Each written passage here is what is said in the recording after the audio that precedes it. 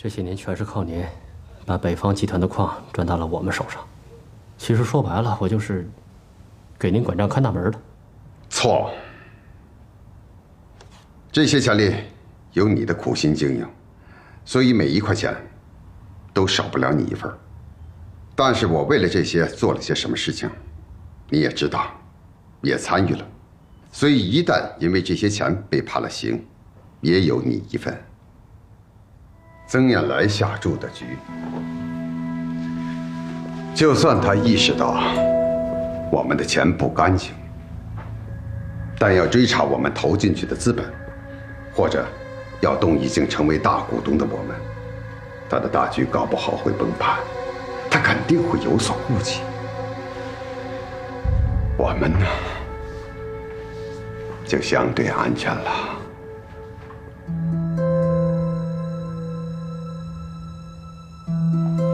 所以，我们要争取30%以上的大股，股份越大，安全系数就越高。但是我们的钱，曾燕来不会要吧？我不是早跟你说过吗？我在省城早控股了一家投资公司。我们就用这家投资公司的名义来投渤海织布事业，我们隐身就好了。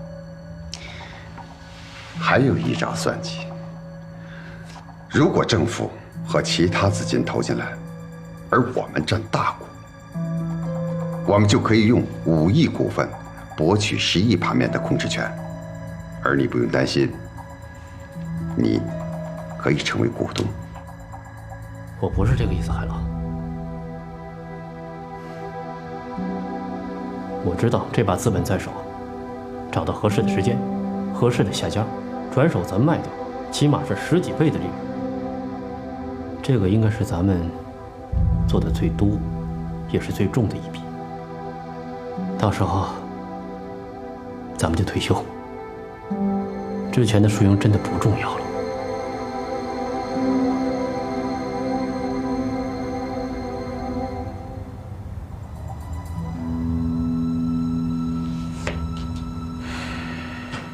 葛总啊，我是真心的感谢您对我们渤海市的贡献。说实话，我都不知道拿什么语言来形容了。你还跟我客套，咱们2个还有客套啊？你要真想客套，把泡好的茶赶紧上来呀！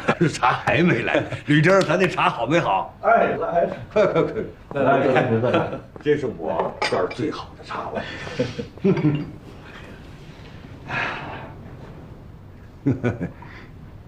行不行？太好了啊，好。哎呀，葛总，我得给您做一个这个许诺，或者说您也可以理解成为我这个渤海市的市委书记给您的一个郑重承诺。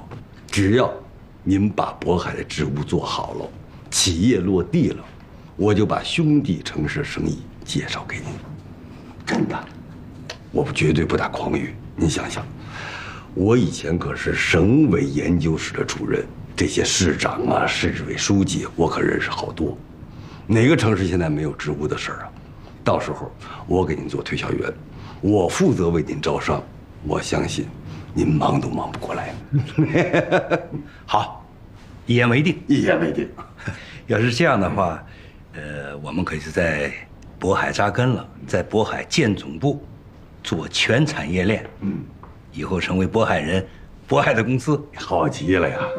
这才是真正的双赢啊！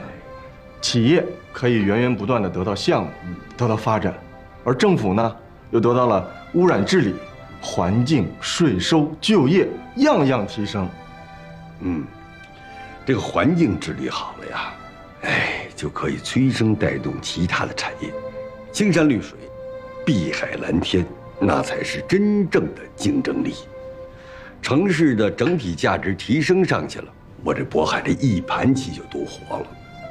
还有，以前你是面对10个企业，你有操不完的心，现在你只需要针对1个平台公司，这样呢，你就省心多了。那可不是嘛。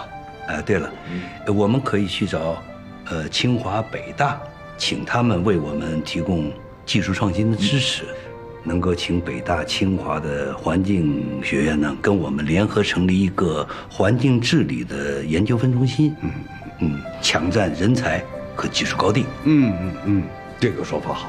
本来呢，我得花50个亿治理好渤海的污染，这样我可能只花5个亿，或者说我1分钱不花，我就把污染给治理了，而且还创造了一个治污产业集群，还有一个循环经济产业集群，这多好！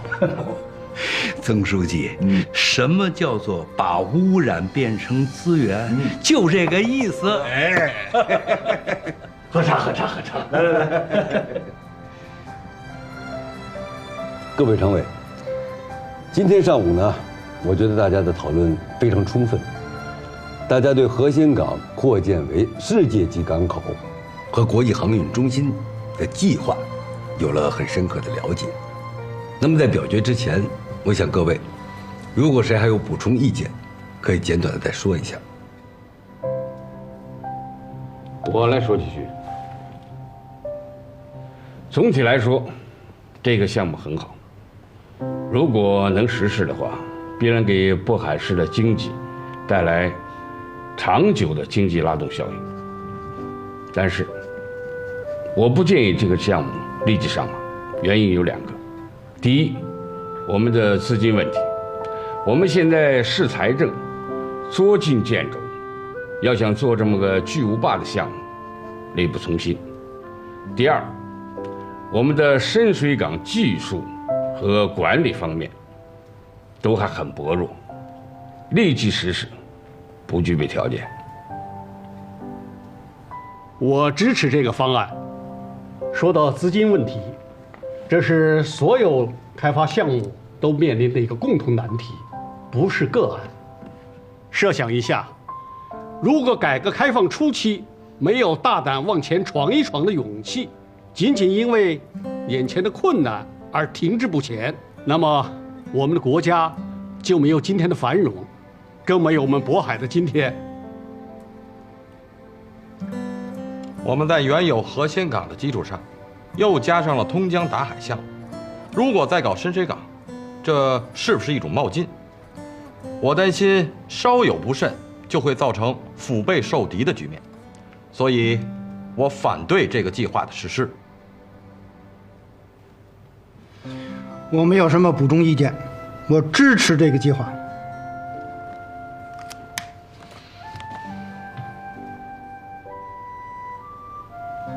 好，如果没有补充意见了，那咱们现在开始表决。同意这个计划，同志请举手。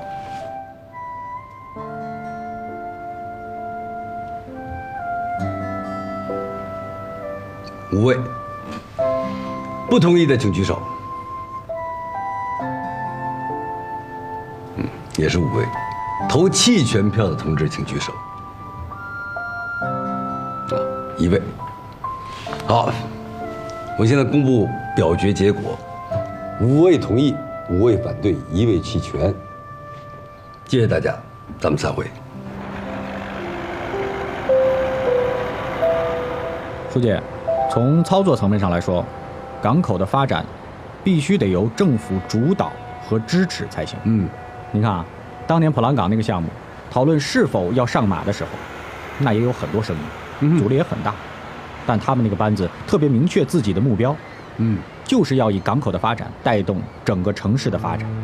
他们坚持住了，这就跟咱们现在渤海市提的以港兴市的那个思路其实也很相似，但他们做成了。哎呀，时间呀，真的是最好的标准。您看现在，人家整个大港的市民都在享受着港口发展的福利，证明人家当时的坚持是对的。也就是说，我们渤海的今天，就像他们大港的昨天。咱们这么说，咱们说大港的今天就是咱们渤海的明天。你说呢？咱们有这么好的一个样本，咱们干嘛还要闭门造车呢？您的意思是？我是这么想的，让渤海的领导班子组成一个政府考察团，到普兰港去实地考察，亲自的去看一看。回来以后呢，把所闻所见再结合我们渤海的实际情况，每一个人出一份考察报告。有了这个，我就可以讨论和决策扩建何仙港的计划。太好了，曾书记，这样的决策是既基于理性，又有经验的。哎，对了，跟你们大营总部啊打个招呼，到时候接待一下我们。没问题，这事儿我负责。太好了，到时候你帮我联系好。我现在已经可以代表大洋总部欢迎各位领导的莅临了。书记，那到时候在那边我会全程的陪同咱们的考察团，好好的参观一下我们的普兰港。好，咱们一言为定啊！一言为定，书记。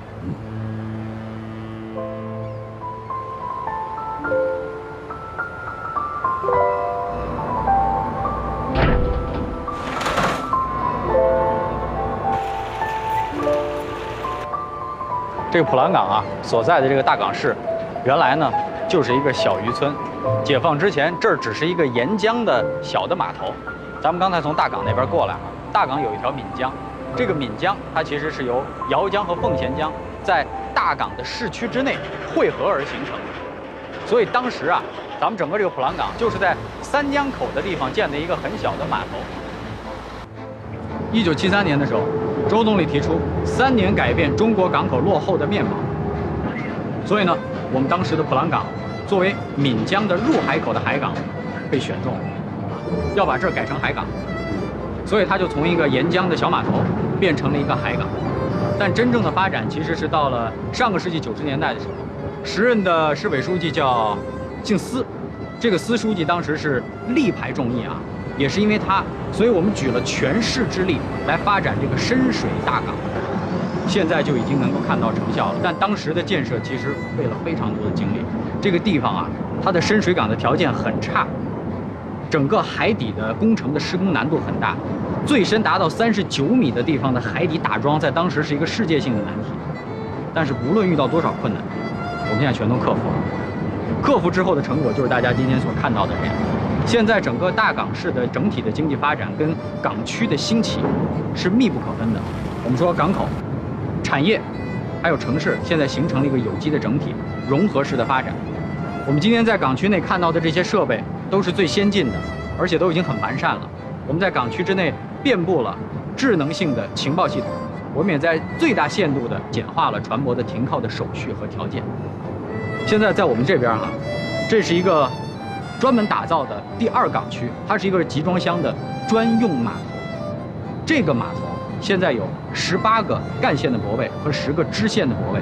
现在整个的这个普兰港已经成为世界第3大，也是整个亚太地区第1大的转口港，也是世界上现在最大的集装箱的港口之一。我们往前面再看看，好，走，市长来。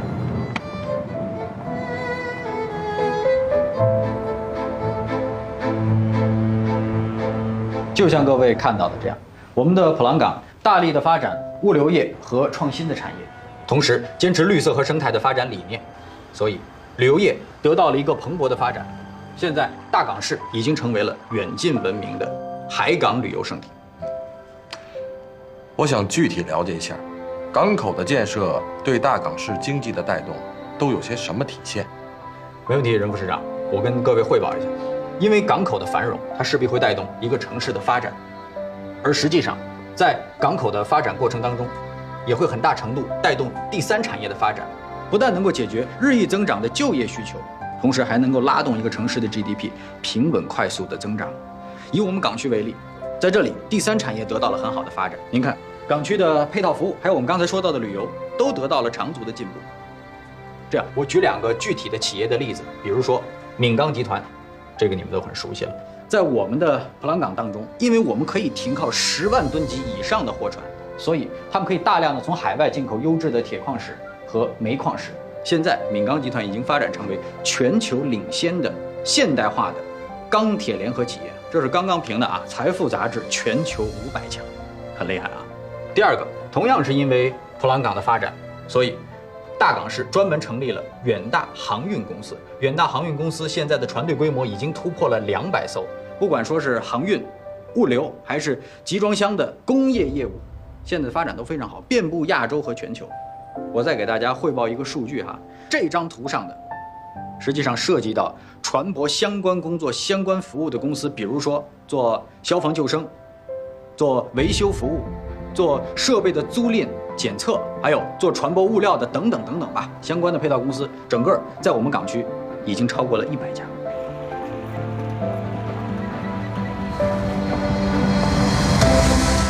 未来的深水良港啊，从这里向前出发，通过栈桥向前延伸5公里，可以根据咱们的需要建设各类泊位，这样就集中解决了咱们河仙港在岸线、深水航道方面资源的不足，形成接纳超大型集装箱船的能力。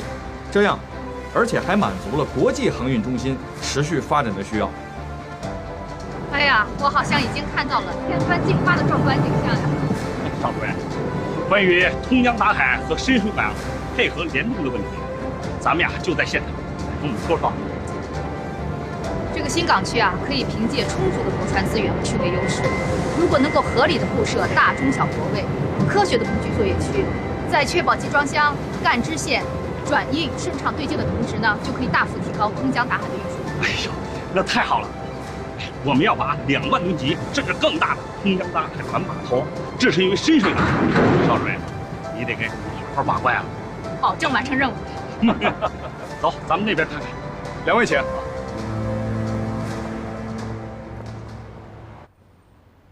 港口的发展，给社会带来了福利的同时，必然给百姓也带来了污染。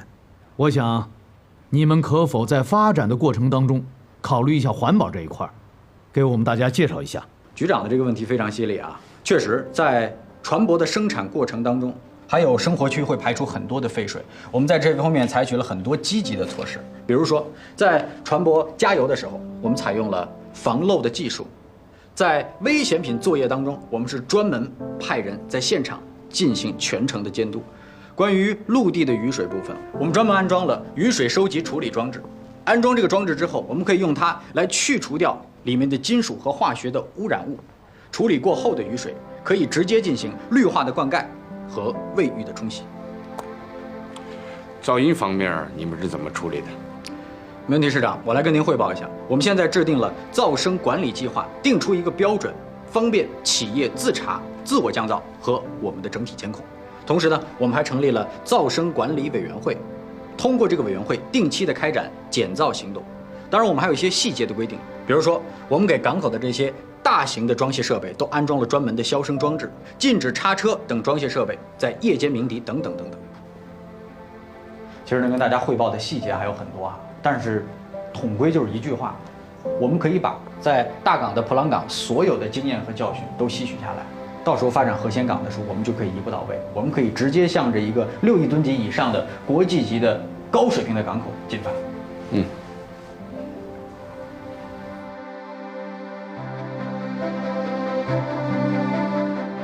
通过对大港市普朗港的实地考察和研究，渤海市委再次召开常委扩大会，对建设深水港和国际航运中心达成一致意见。最终决定，渤海市与大洋集团黄海造船厂合作，将河仙港升级为国际顶级深水港项目，报上级审批。此后，河仙港将以国际顶级深水港、通江达海枢纽中心的新定位，为渤海市经济发展发挥龙头作用。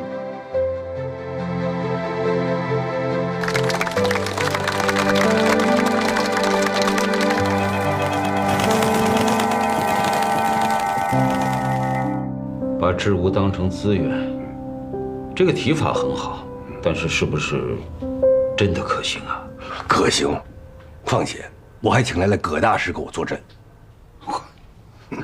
我知道，这位葛同志在治污上很有一套。不过你把宝压在这样一个没有经过实践检验的理论上，万一出问题怎么办呢？那个烂尾项目可不比烂尾楼轻松啊！红军25000里长征，如果不成怎么办？不是你这什么意思啊？如果我就是一个坚贞的红军战士。您问我对长征有没有信心，我说有，100%有信心。您又问我，你为什么有信心？我会说，那是因为我对红军有信心，对毛主席有信心，对咱们的党有信心。如果您又问我，如果25000里长征不成怎么办？我回答不了，因为我没想过。我想那玩意儿干嘛？我满脑子想的都是它一定能成啊！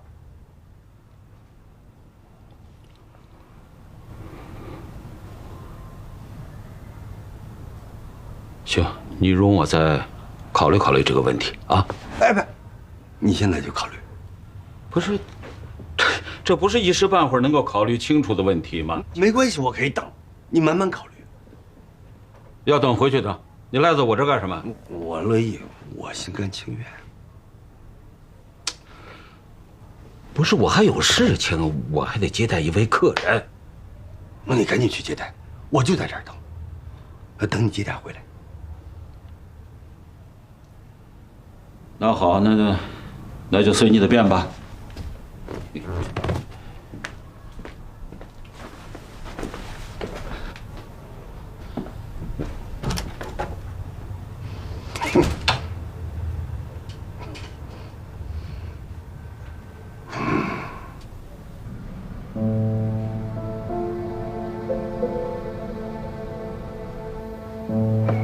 们呀，就是都掉到钱眼里去了，看不清形势。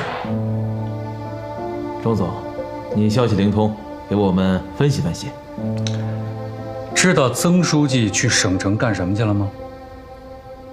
找省领导要政策、要资金去了。是通江达海，还是钢厂？都不是，是他的治污平台公司。我听说了，那是个无底洞。错了，那是个聚宝盆。眼下，这个治污平台公司可能很缺钱，但是未来最不缺的就是钱。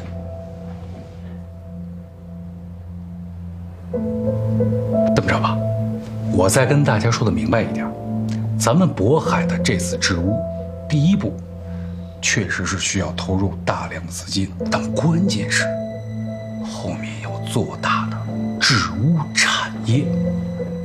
所以，我们盯着的应该是未来。当然，治污产业绝对是朝阳产业，从中央到省里再到市里，是下了大决心要做大的，又有像葛总这种顶级专家团队的支持。所以我告诉你们，这可是千载难逢的好机会啊！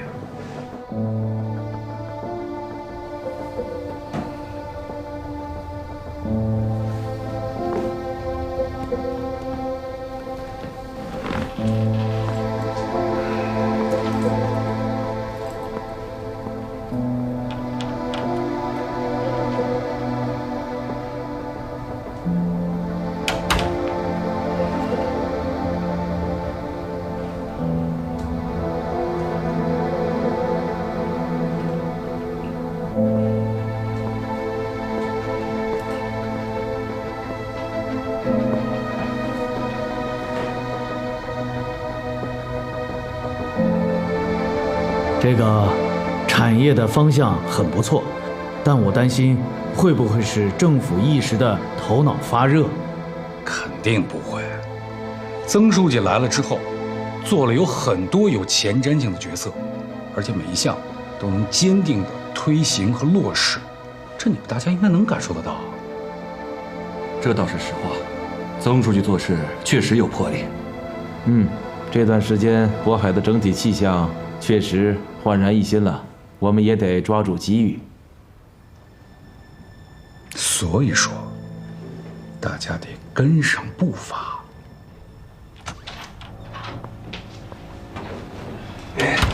回来了，这个接待工作还顺利吧？怎么样？等烦了吧？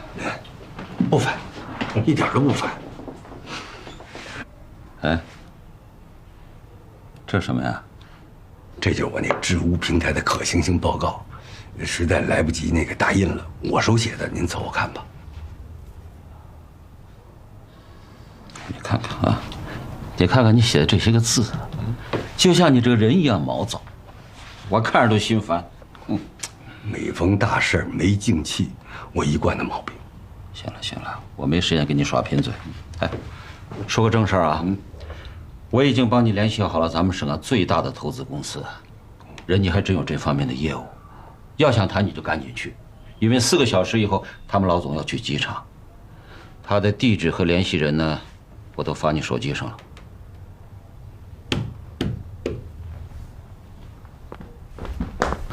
我现在就去。那个一定看我的报告啊！谢谢了，谢谢。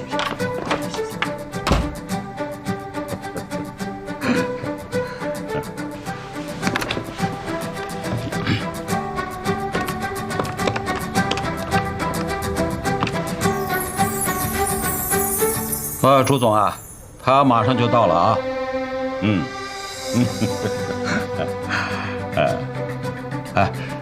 我想跟你说的是啊，人是我介绍的，但是我希望你们不要看在我的面子上就给他投资。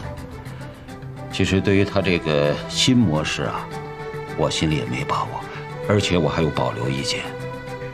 况且又是那么大的投资，所以我希望你们啊，能够以专业的眼光来判断到底该不该投，不要考虑其他因素。好，再见。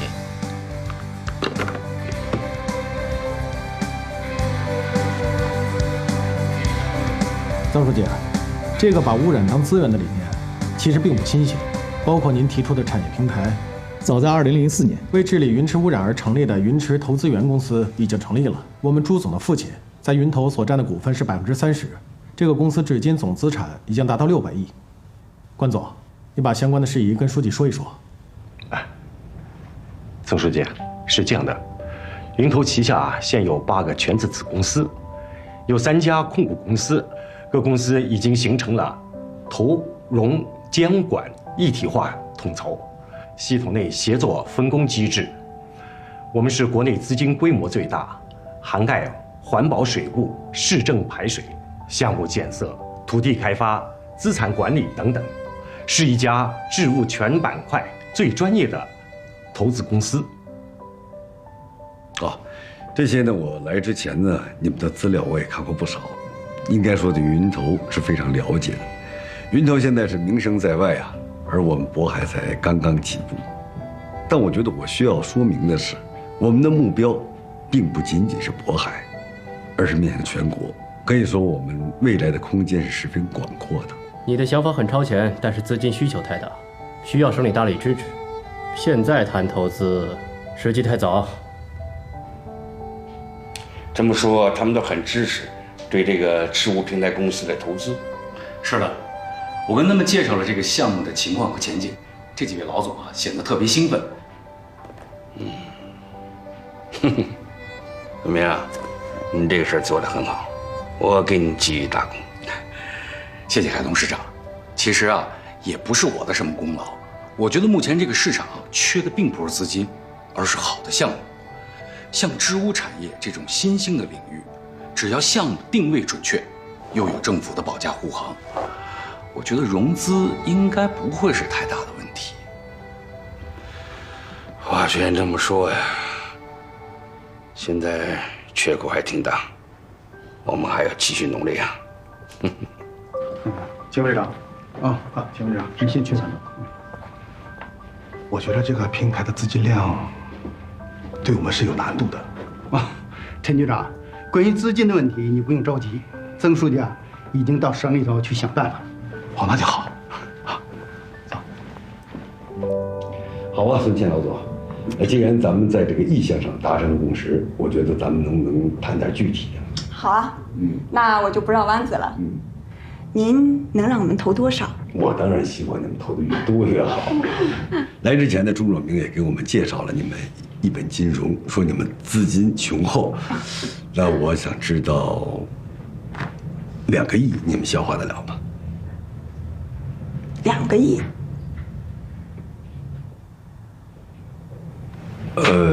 要不就1.5亿。您会错意了。我们的意思是，能不能多点儿？那好啊，那咱们3个亿，3个亿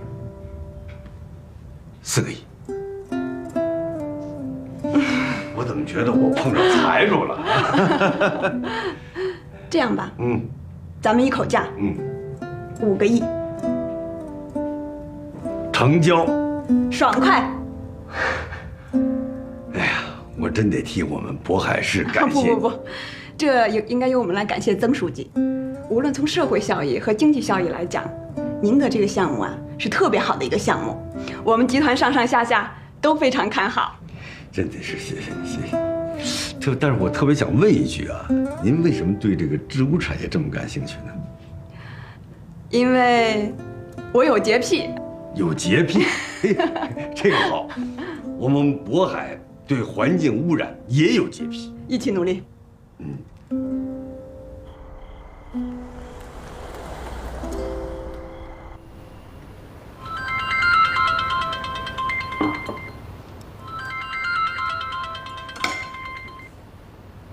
哎，什么？啊，你稍等会儿。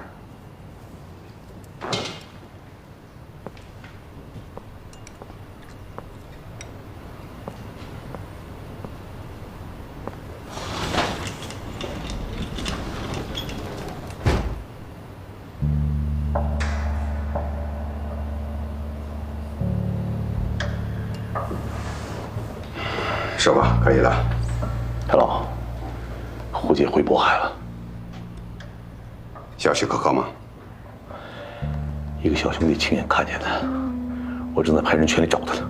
不惜成本，一定会找到胡姐。明白了，您放心，阿老。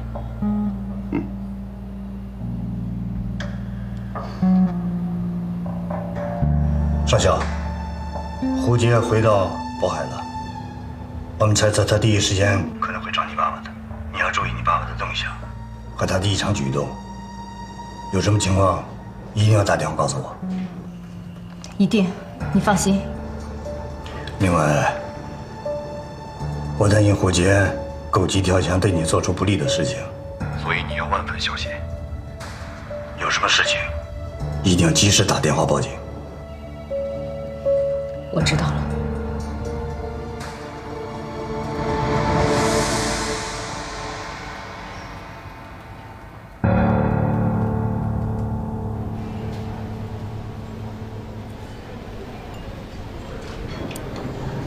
你这次回来啊，风险太大了。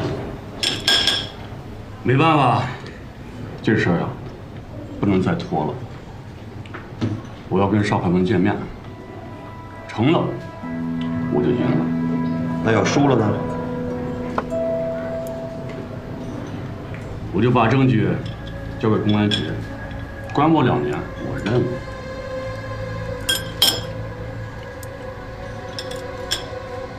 三叔，你怕了？不是，我想劝你一句啊，明天咱们就离开这儿。你在河北不是有个烙脚店吗？咱就去河北，在那儿呢开个小饭馆，踏踏实实过日子。上次你没死那是命大，这次回来，我以为你有什么高招呢。自首？那你回来干嘛呀？我上回差点被他们炸死。你开车接我时候是怎么说的？你就别走呀，跟他们干。现在怎么了？怂了？不是怂，是不想折腾，也折腾不起了。咱说，别怕，咱们呢，在最后折腾一回，就这一次，然后咱们就远走高飞。有了钱，想干嘛干嘛。别的不说啊，我得给你找个媳妇儿，给我找个婶婶呀。然后呢，我把张耀也请过来，咱们2家人开开心心的生活，多好。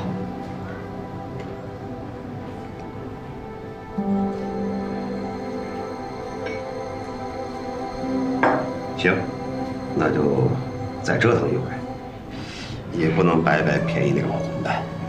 哎，你说怎么干？我亲自找邵海王谈判，我问他要1000万，一手交钱，一手交货。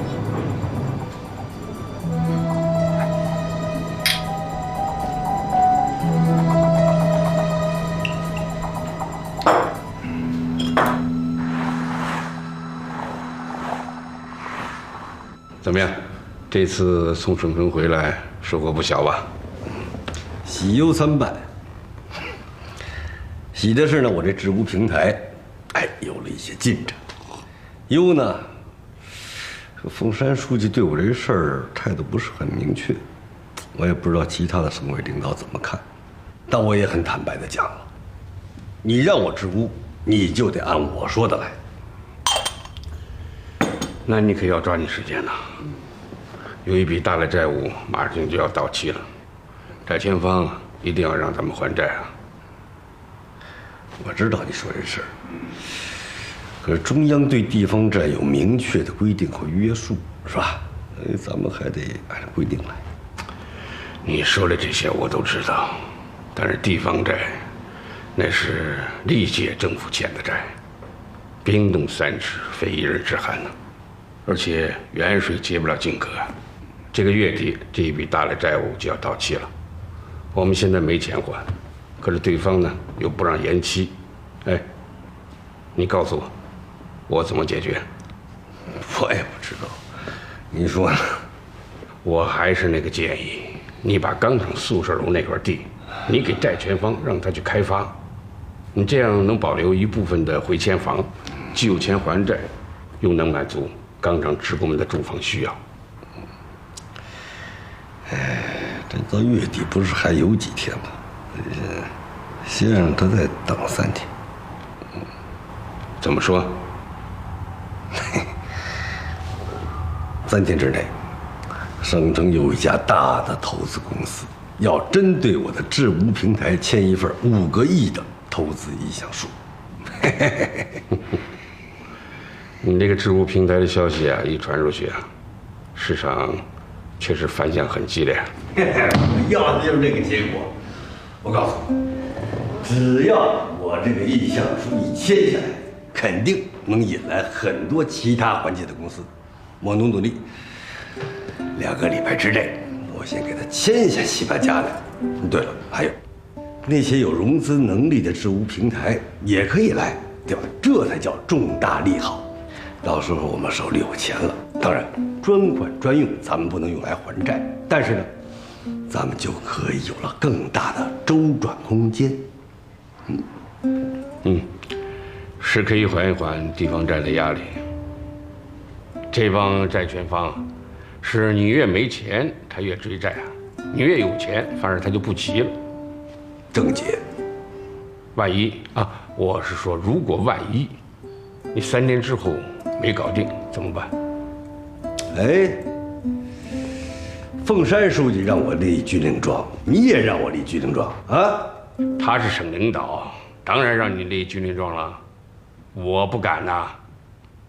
不过我有个主意，债转股。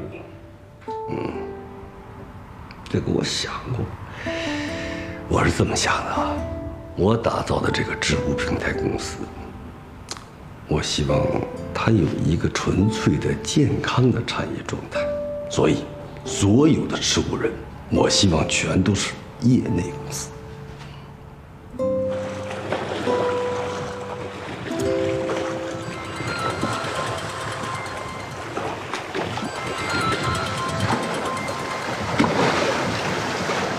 喂，有事啊？胡姐来电话了。好。怎么说？准备好1000万，而且要您亲自出面交到他的手里。明天下午2点，西大门停车场见，一手交钱一手交货。如果您不到，他就去自首，把证据交给警方。也称得上是条汉子了。敢自己送上门来了。只要能拿到证据，我们脖子上的套就解了。这全盘的席就活了。是啊，那个时候阮千帆也奈何不了我了。啊，大豪叔啊，吴觉怎么处理啊？我不会让你们再见到他。好，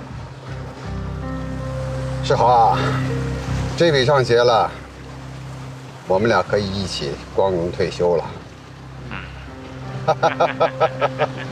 好，你去吧。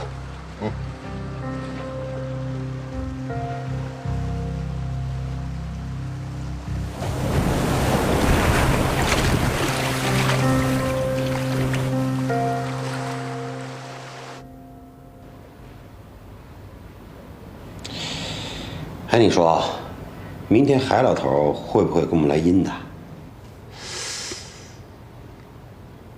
不好说，他什么事都能做出来。咱俩要是钱拿不到，还折在那儿了，可就亏大发了。你放心，我早防着他这一手呢。怎么防？那个证据，我根本就没带在身上。你记住，如果邵海峰对咱们下手，不管谁逃出去，都去找张燕。